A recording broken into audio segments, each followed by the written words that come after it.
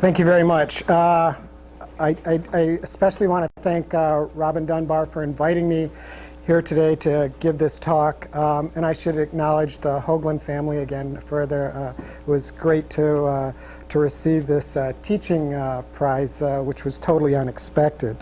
The title that you see here, Teaching Strategies for Case-Based Learning, Environmental Problems in the Classroom, is a title that Robin and I converged upon. It wasn't my first title, wasn't probably my second or third title, but we ended up with this title, and I'm happy with it. Case studies are a really big part of my teaching, and I think it's a great way to pull everything together in a classroom. And today I'm going to kind of focus on undergraduates. I use case studies a lot, but by no means am I the only person in my department that uses case studies in their instruction. And I'm also not the best teacher in my department, but I'm happy to give this talk. I should point out that I've never had any revelations about teaching. I've never woken up in the middle of the night and thought this would be a better way to do this. I do wake up wondering why, we can't get these programs to run and things like that. But I have to admit that I don't wake up thinking about teaching. I do think about teaching in the process of doing a lot of our research, though, and think, well, this will be great for class, but it usually doesn't start off that way. My approach, so I don't have any revelations, and my approach is similar to kind of, I think, my experience in the Army as a helicopter crew chief, where, I kind of identified the helicopters that were flying well in the surrounding revetments, and then I tried to make mine work like those. It was more of a cannibalization approach than really great insights. And the people that I've cannibalized from over the years are listed here. One of the people that I want to point out is Steve Gorelick, who's my partner in the hydrogeology group here at Stanford. And I have daily conversations with Steve about research and teaching and whatnot. And Steve is always making the things that I do here at Stanford better with his tremendous insight. So today I guess I wish I was Casey Jacobson. These are so far apart. If I had longer arms. Obviously, there are, the first thing I want to say is there are a lot of case studies that can be used as examples in the classroom today, and I'm going to cover a few of them. It turns out that I'm going to focus kind of on landslides today. I know Robin said that we did this pesticide work. It turns out last quarter I gave a talk in the environmental seminar series in the law school on some case study work that we've done in the Central Valley related to pesticides. But I decided, which was driven by a consulting job that and a major environmental lawsuit, but I decided to keep the lawyers out of the talk today. And I also decided to show a couple of examples of case studies in my talk, but all of these case studies take an hour at least, or a couple hours to talk about, so you're going to see the very short versions of these.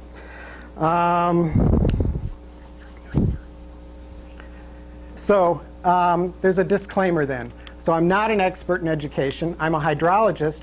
Related to teaching, I'm like a guitar player, cannot read the music, but's able to play by ear. I have no rules to offer you for using case studies in instruction. I'm going to give you some examples that you might be able to, as food for thought. The focus of this talk is my teaching experiences in undergraduate classes, and there's not going to be any mathematics in my talk today. I'm also, I want to point out that, in environmental earth sciences, there are a lot of ingredients to this soup. And I've listed some of them up here. And, that there is mathematics, there is biology and whatnot that provides the foundation for the work that I'm going to talk about today. But we won't be able to get into the details. Okay, so obviously there are experts in education, and Robin was very generous and looked through some literature that I probably would have never looked through, the Journal of College Science Teaching, and sent me a couple papers by Professor Hurden at State University in New York. And these papers provide some useful summaries.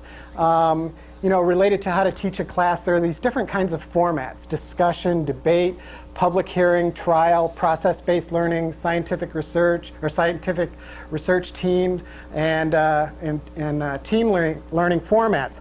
It turns out that I think I use all of these, but I don't separate them out like this. They all get mixed up. And then there are some characteristics of good cases. Tells a story, focuses on an interesting problem, is set in the past 5 years, creates empathy, includes quotations, is relevant to the reader, must have utility, is conflict-provoking, is decision-forcing, has generality, and it's short. I agree with some of this stuff, but in earth sciences, we really can't focus on the last 5 years. The geologic time set, nothing happens in 5 years if you wait for it to repeat. And we would be losing things like Love Canal, really great case studies. And so 5 years doesn't work for us. I'm going to try to put some quotations in this talk today. And most of the case studies in earth science, you can't talk about in a short way. It takes a while. Some of the case studies that I cover go through an entire quarter describing them. But in general, these are all very good ideas. Now, if you look at these papers in education journals on case-based teaching, you'll see the Socratic Method pops up quite often. And I think it has its place, Socratic interrogation. Probably in my life it has more relevance to PhD oral exams than in undergraduate classes. But I still remember seeing this movie and remember this Kingsfield character saying, "We use the Socratic method here. I call on you and you answer. You teach yourself the law and I train your mind. You come in here with a skull full of mush and you leave thinking like a lawyer." I don't do this. It turns out, if you keep watching this movie, the central character, this Hart, he goes to class one day and decides that he doesn't want to participate in the Socratic method. Kingsfield calls on him and he says, "I don't have anything to say, and I'll raise my hand if I have something to contribute." And then you can read the rest. Kingsfield kind of calls him up. So that's the Socratic method. I think it's useful, but not so much. So do earth science version of case studies. There's a never-ending supply of important environmental earth science case studies in the Bay Area. And I'm going to give you 3 quick examples here to kind of get going. In 1982, there was a debris flow on Oddstadt Boulevard in Pacifica. This is that place. There's the debris flow. Down here, there are 2 homes that were lost. 3 children were killed. There's lots of environmental hazards that you can talk about in class when you're trying to describe processes. It turns out that this is an interesting case study because there's an epilogue to it. You can drive to this location today, and there are 2 brand new big houses here. One of the fundamental things that you learn in Introduction to Geomorphology is a good place to find a landslide is where one has been. So it's a good case study. Another case study that in the Bay Area is Devil's Slide. This Devil's Slide is it's on Highway 1 between Pacifica and Half Moon Bay. This is a picture of a 1995 failure, very steep cliff. You can see that the road had to be closed here. It was closed for several months. This is a major problem if you live in Half Moon Bay and want to get to San Francisco. And this map, so there's several alternatives. What could we do about this? And there were different options for getting around this landslide problem here. The one that's kind of lasted the longest is the proposed tunnel. And so this is the Devil's Slide area. There's a tunnel proposed to go through here. But really why I showed you this slide is not to see where the tunnel would be. It's to look at this area. This is the Ocean Shore Railroad, which operated from 1907 to 1920. Kind of went from San Francisco to, was supposed to go to Santa Cruz, only made it to Half Moon Bay. There's a tunnel here. It's closed now, but the railroad used to come through here. But one of the things is you can see the railroad bed here, but as you start going along here, it starts to disappear. We're talking about human time scale here, not geologic time scale, and this is definitely a temporary feature of the landscape. And it has to do with decision making and planning and geology, and it's a great case study.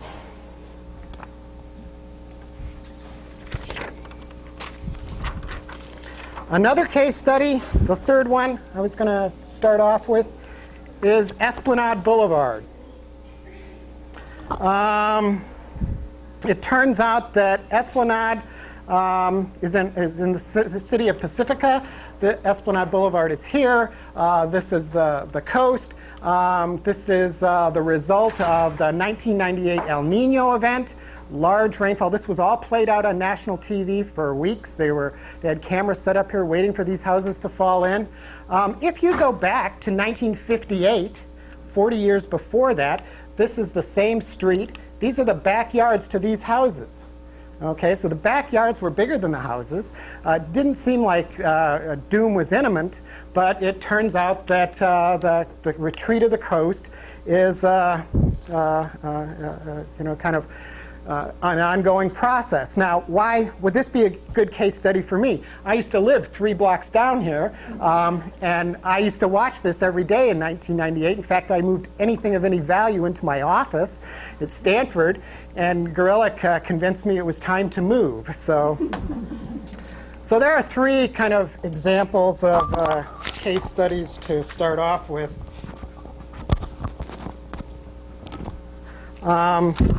So you can teach case studies in earth sciences fairly easily. It turns out that I think in the undergraduate curriculum, case studies make these kind of earth science classes more interesting.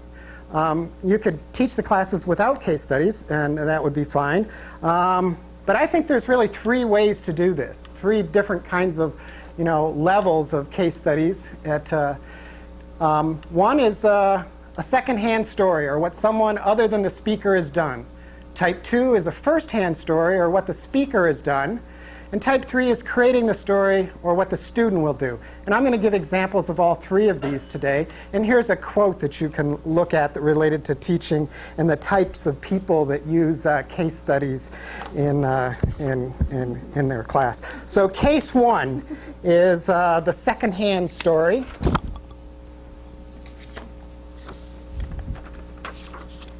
And I'll start off just by saying, I have a whole bunch of videos in my office that, students come in and they talk to me about they're interested in groundwater contamination, or they're interested in water resources of California or something like that.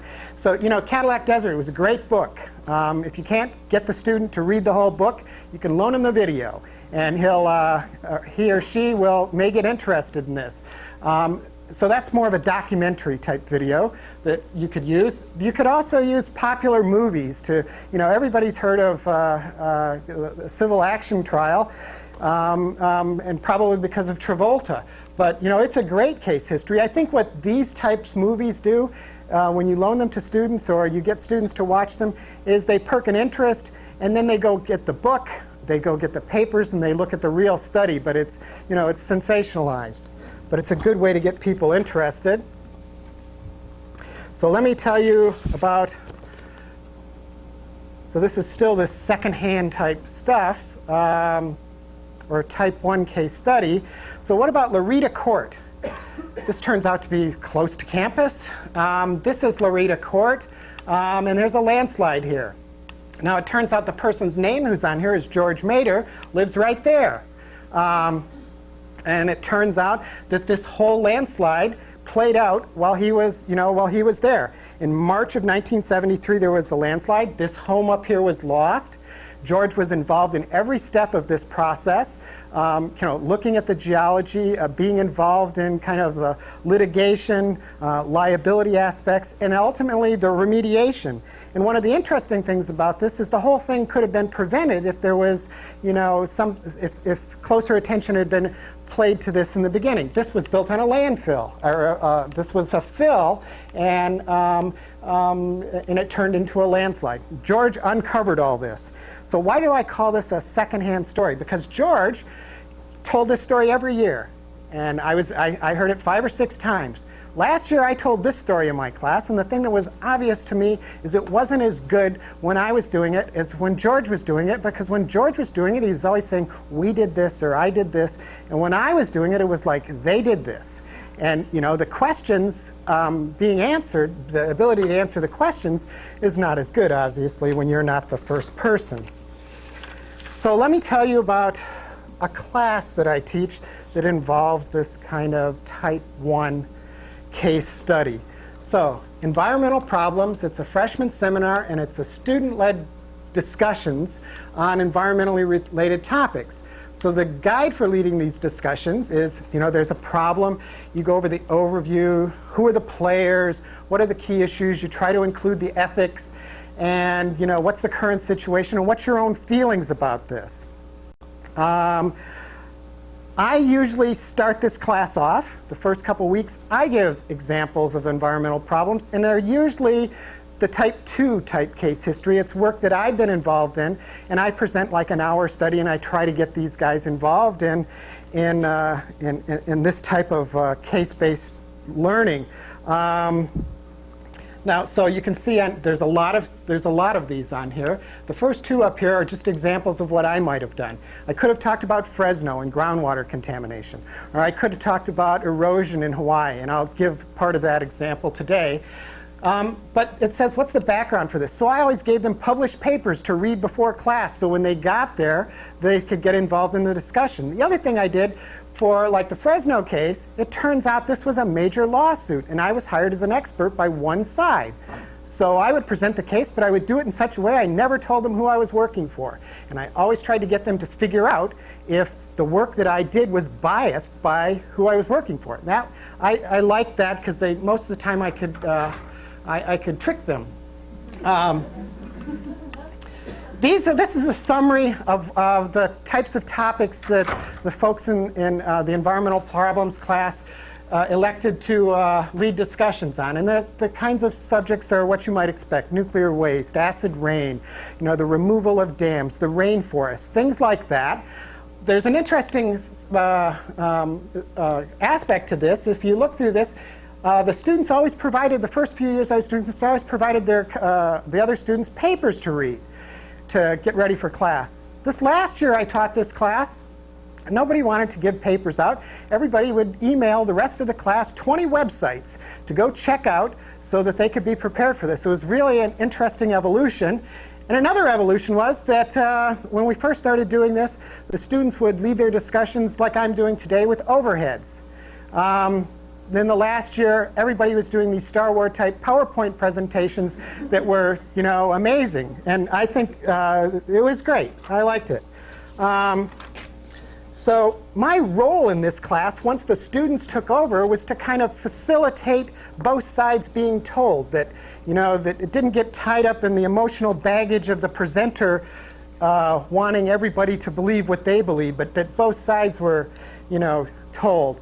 Now, there's a really good example of this in this book by Alan Freese called The Environmental Pendulum, The Quest for Truth About Toxic Chemicals, Human Health, and Environmental Protection. In this book, there's this really cool table that describes what I'm trying to get across about showing both sides. If you look here, there's the environmental perspective, and then there's the new right perspective. And all throughout this book, you see both sides of the story. And that's what I tried to do in this environmental problems class that was case study based, is have both sides told. Going back to the 5 years, we're in 1940 here. You can't tell this story or these case stories just based on the last 5 years. OK, so that's the end of type 1. So what about type 2? type case study. So there's an undergraduate class that I teach that's called Geomorphology, or 140. I think this, in terms of case studies, is better for the students because I do talk about type 1 case studies in the class, but I also try to put as many type 2 case studies in the class as possible. Type 2, remember, is the first-hand experience. I think it's better for the students than type 1. It facilitates them being able to ask more questions and also challenge you about what you really did. This picture, well, you can't see this picture as well on this slide projector. It's a picture of me standing in a dry channel in Oklahoma where the Dust Bowl, kind of the legacy of the Dust Bowl. This is a poorly managed rangeland catchment. And 100 yards from here is another catchment that was managed well, and it's flat. There's no deeply incised channel here, so there's differences in erosion. This turns out to be a really great case study that I use in a lot of classes because this case study has been going on for 40 years. It was started in the International Hydrologic Decade and facilitated by the Agriculture Research Service, and it's an ongoing study. I've been involved in it for about the last 20 years, and I can't cover it in one lecture. Sometimes it propagates through an entire quarter. Okay. So, but nobody, as Robin said, nobody wants to go to Oklahoma. So the better thing to do is talk about Hawaii. So this is Koalavi. It turns out that the study that I'm going to tell you about today was started about 10 years ago. By listing the players here, I kind of want to make the point that when you're in earth sciences and when you're doing these case study things, it's usually not a person. It's a group of people, and sometimes a very large group of people that could be scholars at other institutions. It could be graduate students. It could be undergraduates. But there's usually quite a cast of characters involved in these things, often from different disciplines. So where is Koalavi? So there's Hawaii. Here's a picture of Koalavi. So Koalavi is the 8th largest island in the Hawaiian chain. It's about 120 square kilometers. And it certainly doesn't look like Waikiki. It looks pretty barren. It is pretty barren. Koalavi is right here. So let me tell you a little about Koalavi. It was overgrazed for about 100 years. Was declared worthless. Then it became taken over by the government, and it became the Navy bombing range. And up until more recent times, it was a military property. And so this cartoon, now these cows aren't to scale, but there was lots of grazing on this island, and a lot of military activity. What does a target look like on an island? This is a target. So one of the things that you notice in this picture is there's not a lot of vegetation. This does not look like, Maui or Kauai. This is, pretty devastated landscape. There's a lot of people in Hawaii interested in reclaiming this island. And there's this whole concept of, is paradise lost or is restoration geomorphology possible?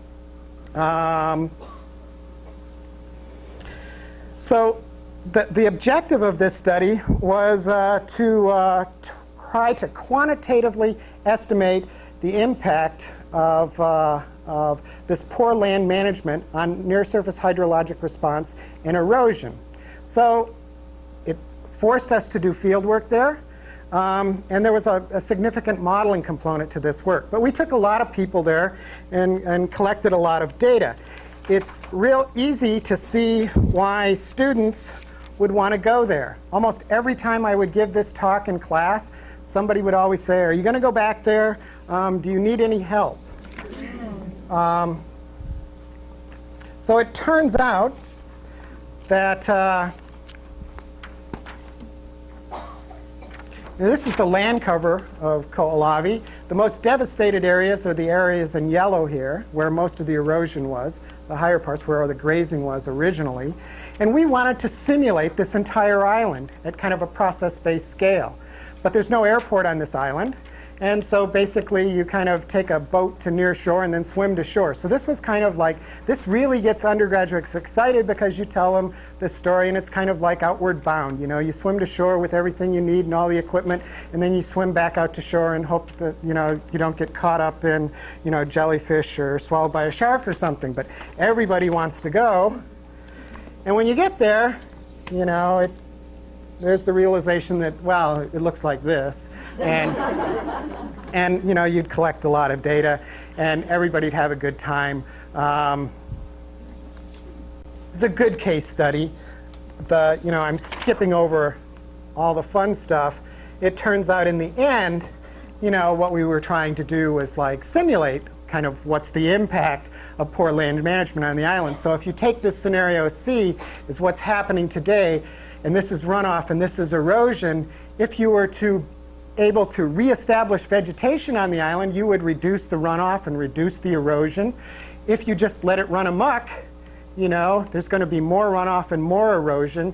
And so kind of this idea of landscape evolution comes across pretty well with a case study that you can, the students can relate to. And then there's this cast of thousands. We took lots of undergraduates up here to work on this project. So what is Coos Bay? So where is Coos Bay? There's Oregon. And there's the Metman Ridge. Now, if you're a geomorphologist, this picture's to drool over, because look at this. There are all these, look at these valleys. They all look so evenly spaced. And why do the ridges have these slopes? And why do the hills have these slopes? There's great fundamental questions to work on here and to talk about in classes. For the study that I'm going to talk to you about, we decided to focus on only a small part of this landscape. So let me tell you the driving force for this study and kind of what the grand plan of this study was. So cumulative watershed effects, you know, so you cut the trees down, you reduce the cohesion with time because of the loss of root strength, then maybe you have a large rainfall event, and then there's slope failure, and the sediment ends up in the stream. The temperature in the stream goes up, the dissolved oxygen goes down, the fish die. Okay, so that's a cumulative effect. So you can talk about that in class. So what was our grand plan? We wanted to find a suitable, small enough experimental hill slope in the Oregon Coast Range to study hill slope hydrology and mass wasting. We wanted to set this hill slope up with enough instrumentation that we could kind of take its temperature, figure out what was going on. And then we wanted to conduct a bunch of long-duration irrigation, create our own rainfall events, experiments. And then we also wanted to simulate this near-surface hydrologic response for these events that we conducted in the field, and then simulate a series of slope failures related to these hydrologic events that we put on the hill slope, and then take the catchment and re-instrument it to monitor the landslide. And then we would create the landslide. And then develop all these fundamental relationships, and then be able to talk about this larger scale, the Metman Ridge scale. So this grand plan, we'll see how it played out. Now you can talk about this for an entire quarter. So here's Coos Bay, or Coos Bay 1. So this is also Coos Bay 1, helicopter shot standing on a ridge. So where is Coos Bay 1? It's right here. So there's the ridge line up here. There's a loading area where they used to yard the trees up. And what's this? So there's a nose here and a nose here. The ridge is up here. This is, to a modeler, this is a great boundary value problem. To a field worker, this is, you know, like Indiana Jones. This is really steep. What this shows is that landslides happen here. There's a debris scar. Okay, so, you know, this is kind of like a loaded gun. Great place to work. If you get a little closer, you can see that the way this hill slope was instrumented initially, there's kind of like a hanging scaffolding system on this thing. You know, these walkways, so you never walk on the catchment. They're suspended from the top, and that's these platforms across here. Along one of the noses, there's a stairway. And then there are all these things that look like lit cigarettes in here. There's 200 piezometers in there. There's 150 rain gauges. There's 75 waveguide pairs for TDR measurements, for soil water content measurements. There's a bunch of suction lysimeters. There's all kinds of data on this hill. Did I say there was 150 rain gauges? There's probably only 3 rain gauges, you know, within a 5-minute drive from here. This place is 860 square meters. It's like the size of a football field. But it's a treacherous football field because it's on a 45-degree slope. You know, when you stand on one of these platforms and put your hand out, you're touching the hill. It was clear-cut in 1987. It turns out that, remember what happens? You cut the trees down, you lose it. So the landslide is on the way. It was replanted in 1988. We did 3 big sprinkler experiments here. They lasted about 7 days each. 2 experiments were done in 1990. One of them was 1.5 millimeters of rain per hour for the experiment. The other one was 3.0 millimeters per hour for the experiment. And then in 1992, we came back and kind of repeated the first one. So if you're going to rain on this hill slope, where do you get the water? So up on that loading platform, we had a big water storage tank. But there's no fire hydrant up there. So Tom Hazard's sitting behind the wheel of this truck, and he's driving back and forth all day long, filling up this tank so that we can rain on this catchment to understand the hydrologic response. That's the best picture I could get of Tom in that truck. He was always going so fast. So we collected data day and night, 7 days, 7 nights. It was raining. So this is Dave Montgomery, the guy at the University of Washington, you know, monitoring piezometers in the daytime. This is me in the middle of the night getting water out of a weir.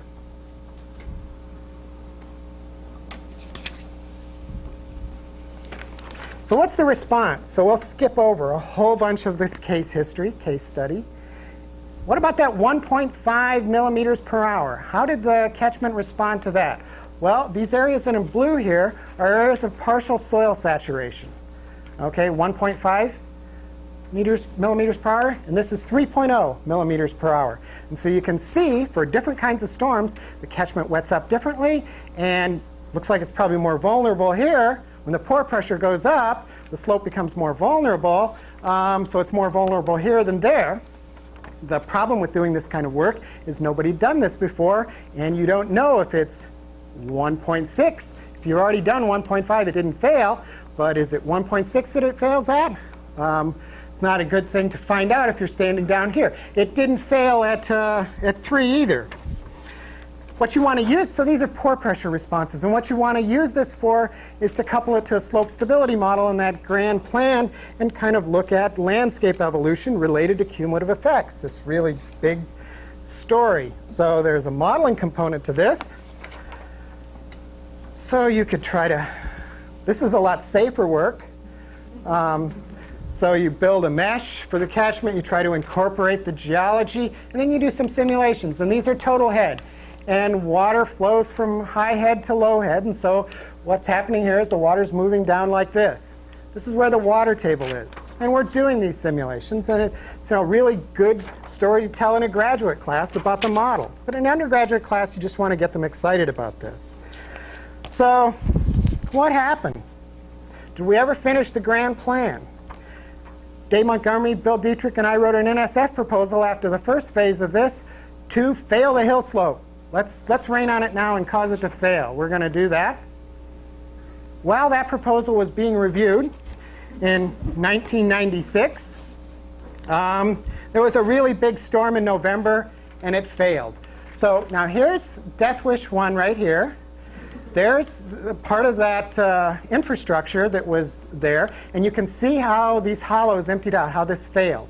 There's the landing up here where the water truck or the water tank was, and there's a car for scale. But you can see that this is a debris flow, big event. And if you go and look at the up close, you can see this is Ray Torres. It's over 6 feet tall. There's the head of the landslide, the landslide, the debris flow, in here. So it didn't start up there. Remember those maps of where it was saturated? So there's a story to tell here if you have all the right ingredients. Okay, so that's Coos Bay, another example. So what about type 3? So type 3. So these are the student-driven case histories. Or case studies. So I'm going to tell you a little bit about this class that was in GES for 30 years called Environmental Earth Sciences. This is the class from 1995. I always find the students at Stanford just amazing, the kinds of things that, you know, this guy here, Tom Reimers, he's a planner now. You know, he kind of was in the class, learned geology, learned planning. You're going to hear about this class in a minute. And, you know, he did a senior project where he kind of looked at the water resources of Las Vegas, wrote a great report, great case study. Then he went off and played professional baseball for a while. And then he's a planner today. There's Darcy. This woman here is a planner. It turns out Anona Dutton is a hydrogeologist and works in a consulting firm now. You know, there are those kind of stories for everybody in this picture, and I think this class, the way the person that used to teach this class, George Mader and Erwin Remsen, what they used to call this class is a career finder. And a lot of these people, I think, did find their career in this class. So let me tell you about this related to this type 3 type of case studies, or case-based learning. So this is Erwin Remsen, and this is George Mader, a long time ago. Real long time ago. 30 years of environmental earth science at Stanford, and lots of case studies. And they're the type 3 type. So this is a three-quarter sequence, 130, 131, 132, and it was one of the first environmental courses taught at Stanford. The three-course sequence focused on the relationships between earth science and land use planning. This series was offered for those who wanted to understand the environment and do positive environmental work in the framework of local and regional government. The course was taught by an earth scientist and a city planner. So Erwin Remsen is the earth scientist. A stellar earth scientist. Erwin was a hydrogeologist, is a hydrogeologist. He built one of the very best research groups in the world here at Stanford, but he was really devoted to the undergraduates in the undergraduate program and getting them involved in case-based learning. George Mader is the president of Spangle Associates. He's a city planner for Portola Valley, and he was also a senior lecturer here at Stanford. And together they had this incredible marriage where they taught this class together. Now the class lasted quite a long time. These guys are both emeritus now, which it said on that last slide. So we do it this way.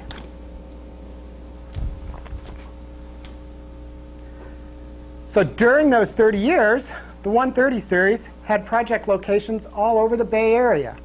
You know, you can see Half Moon Bay and Pacifica and Gilroy, San Carlos.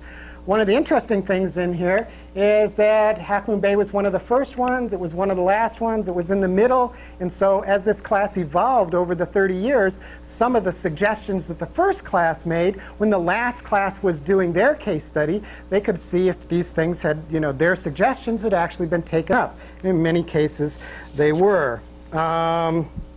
Now, what did the 130 series related to case-based learning consist of?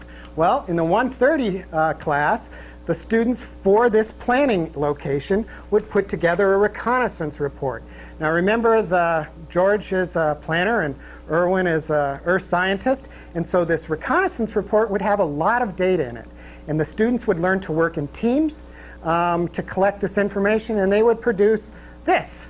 This is a reconnaissance report for Redwood City for 1999. It was done in 10 weeks. You know, there's stuff in here on geology, stuff on where all the schools are, how much money people make, you know, who pays their taxes, and that kind of stuff. But as a database, okay. Then in 131, but it was definitely, you know, this was their case study. You know, George and Erwin are teaching the class, but this is the students' case study. In 131, the students would work on, you know, a special design project. They would pick some area of the city and focus on it. You know, rehabilitating an area or something. and they would write a report on that. All of this was kind of preparation for what would happen in 132. 132, the students would make their own, working in teams, general plan for the city that was the focus of that year. In 1988 or 1998, the city that was focused on was Pacifica. Remember Esplanade, the houses falling off, the Oddstad Boulevard, remember Devil's Slide. I picked those three because they're all relatively close or within Pacifica. These are the three general plans that that group came up with that year. They used the same data to put them together, and they're all a little bit different. There are some things that are the same, but they're a little bit different. There are maps in here on slope stability and all that kind of stuff, all the kind of tools that you would learn in these kind of classes, but all done related to Pacifica, and so it's a case-based study.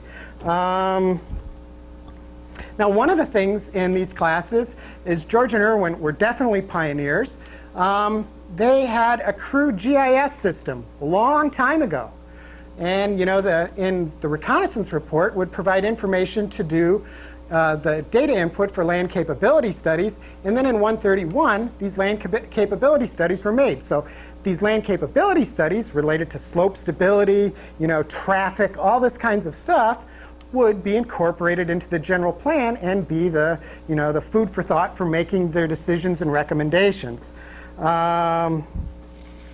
So I think this is probably one of the most successful kind of case-based learning classes related to the environment that crosses disciplines, not just earth science, but in policy and planning and whatnot, that's been at Stanford or anywhere else for that matter. George and Irwin were definitely pioneers. So let me try to get close to wrapping this up. Some good advice. Well, there's these three case studies. There are these three types of case studies I talked about. They all have utility. You can't use the type 3 case studies in a freshman seminar. But by the time you're a junior and senior, you could use them in like the environmental earth science series. But in general, you could say that the type 3 case studies are better than the type 2 case studies, which are in turn better than the type 1 case studies. Some good advice for doing this is there's lots of supplemental information that you can use to excite students about environmental problems and get them involved in case-based learning. You can show them movies. You can let them take the movies home. Show slides in class. The Loretta Court landslide. That lecture has about 100 slides in it where you go through and describe the whole process of what happened there. Pictures, papers, all the case studies, the Fresno case study, the Koolavi case study, the Coos Bay, they're all peer-reviewed papers written about these things that we hand out to the students. It's rigorous work. You can invite people to come and talk. And you can have field trips. You can go out and look at where those 7 or 8 houses used to be on Esplanade in Pacifica. You can see the new huge house where the landslide occurred on Oddstad Boulevard. And you can get the students to think about that. And, is this a good, what should or shouldn't we be doing? It turns out, that I have a bunch of videos that I loan to students. The big new dam in China. Is this a good idea? This is a big dam. And then there's Hoover Dam. There's all these are really great case studies. How these things related to the geology and the environmental impact, how they were built.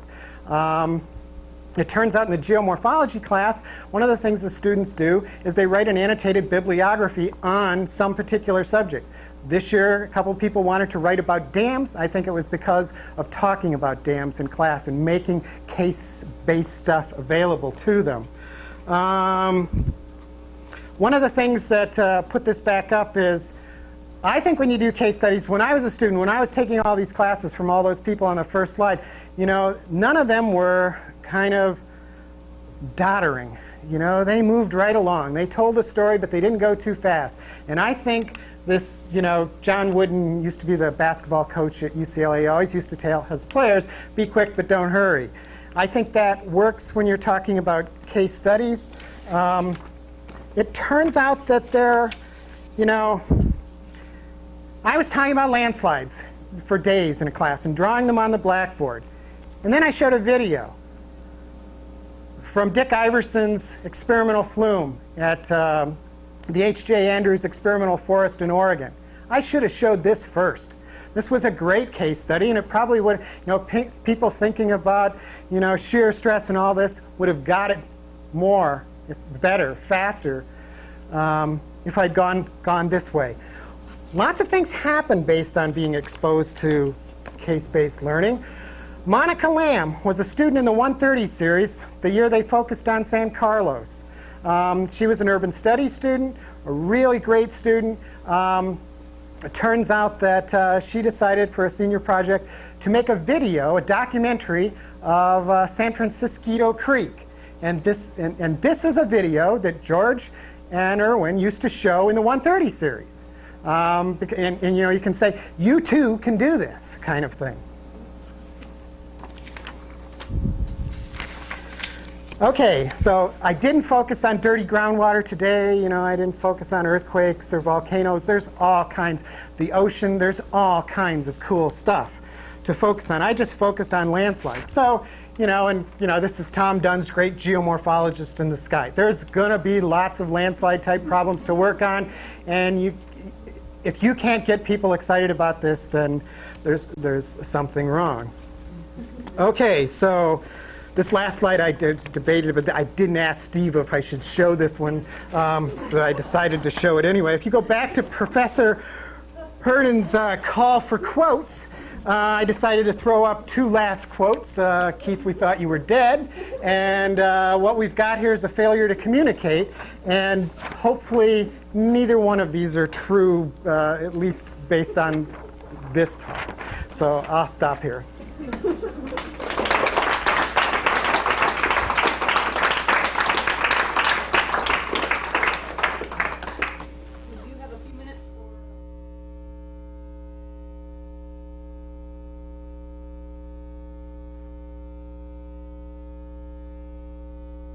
In the 130 series,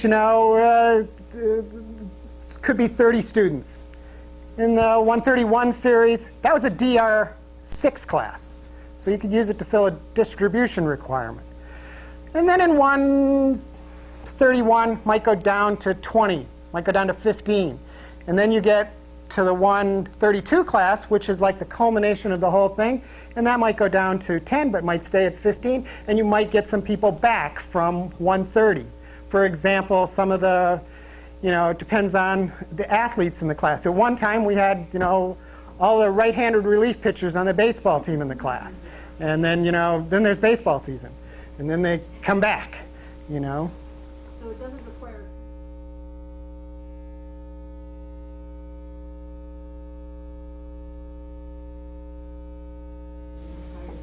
No, you could take them. I keep talking about this like it's still going. It ended last year when George Mader retired. Erwin, the reason I can talk about this a little bit, but not from their perspective, is George retired last year. Erwin retired about 6 years ago. And so for the last 5 years of the class, it was George Mader and I that taught the class. And I did the earth science part. And I tried to... Erwin has really big shoes. I just kind of floated around in them for 5 years.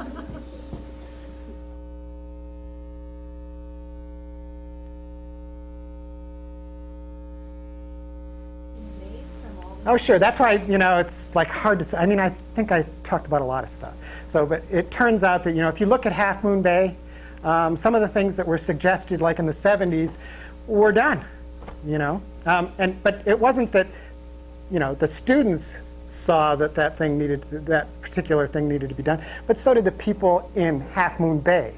And there was, one of the things that was interesting about this is the interaction. In the first class in 130, George Mader had the ability to go into any planning department around here and get them to agree to do this.